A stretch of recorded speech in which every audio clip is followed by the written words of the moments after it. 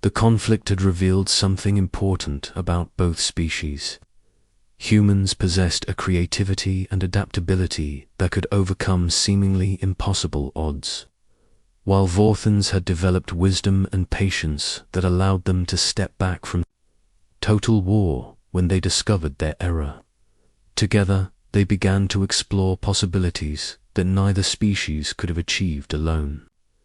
Captain Rodriguez often stood on the observation deck of the rebuilt Defiance, watching Vorthan and human vessels working together in Earth's orbital space.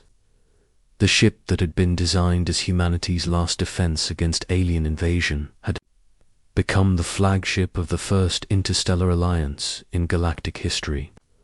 The universe was vast and full of unknowns, but humanity was no longer facing it alone.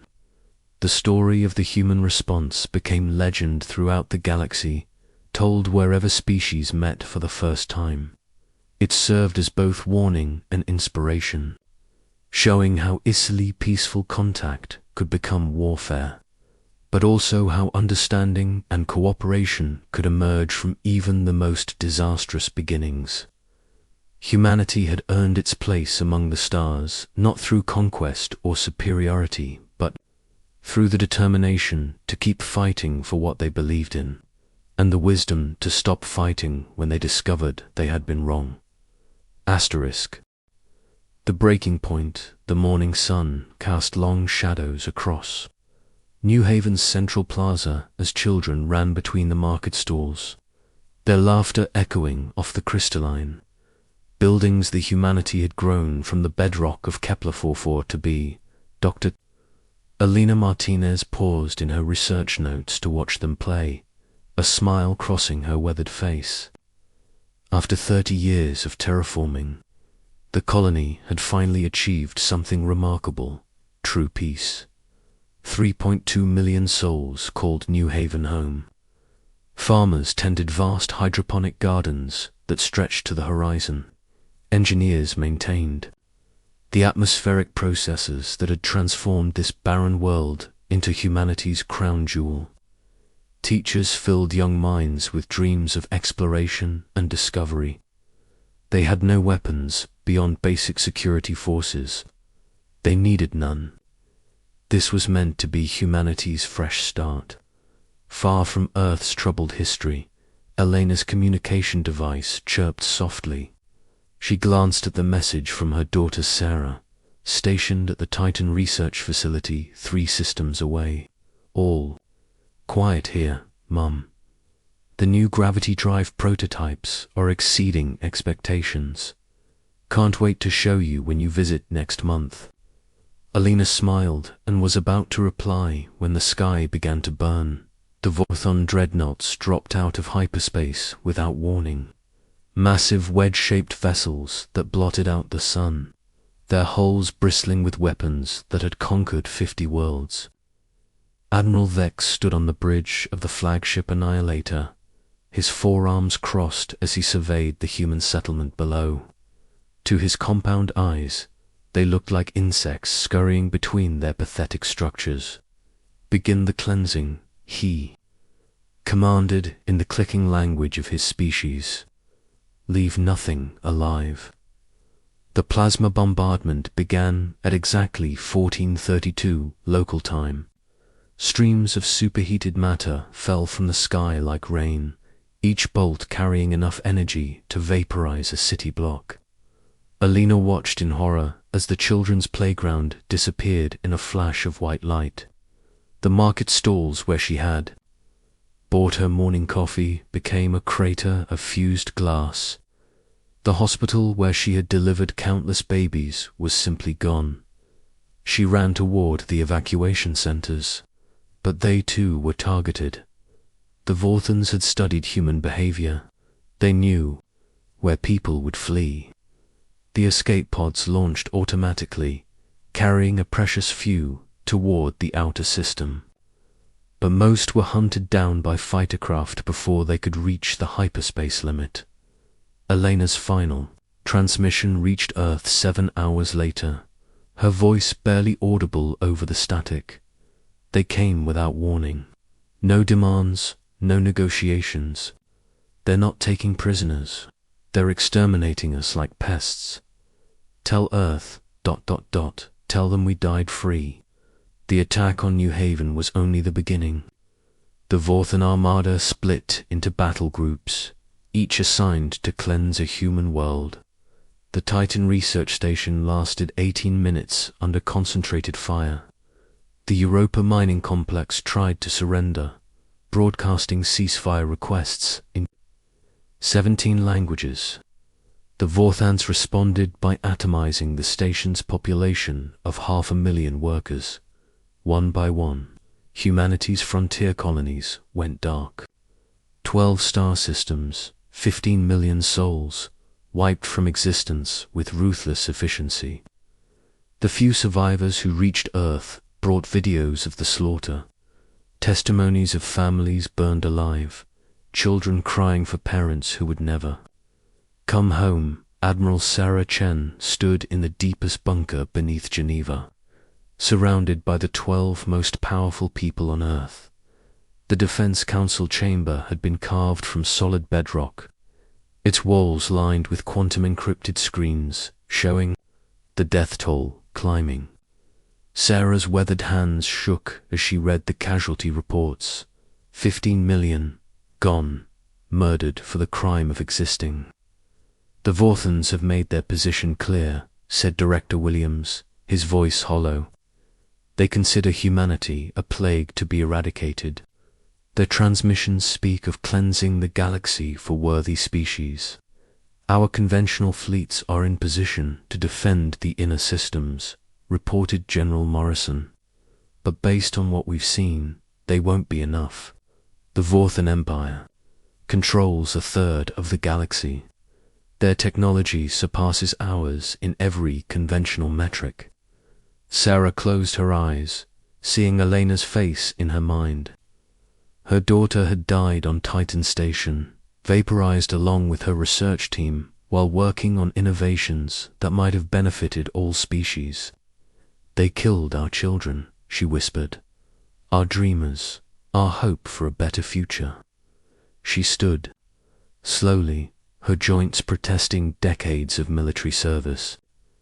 There is another option, one we swore we'd never use. Her voice carried the weight of terrible knowledge. Project Lazarus. The council members exchanged glances. Some had heard whispers of Lazarus in their highest security briefings.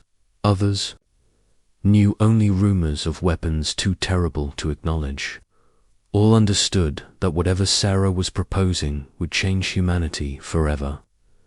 After the Third World War, when we first reached for the stars, our leaders made a decision, Sarah continued. Never again would humanity be defenseless.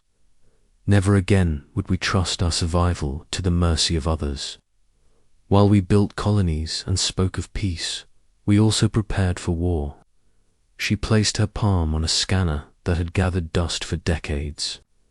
Ancient systems hummed to life, recognizing her genetic signature and cross-referencing it with protocols, written in the blood of humanity's darkest century. For 300 years, we've hidden our true nature from the galaxy. We've played the role of peaceful explorers, while building weapons that could shatter worlds.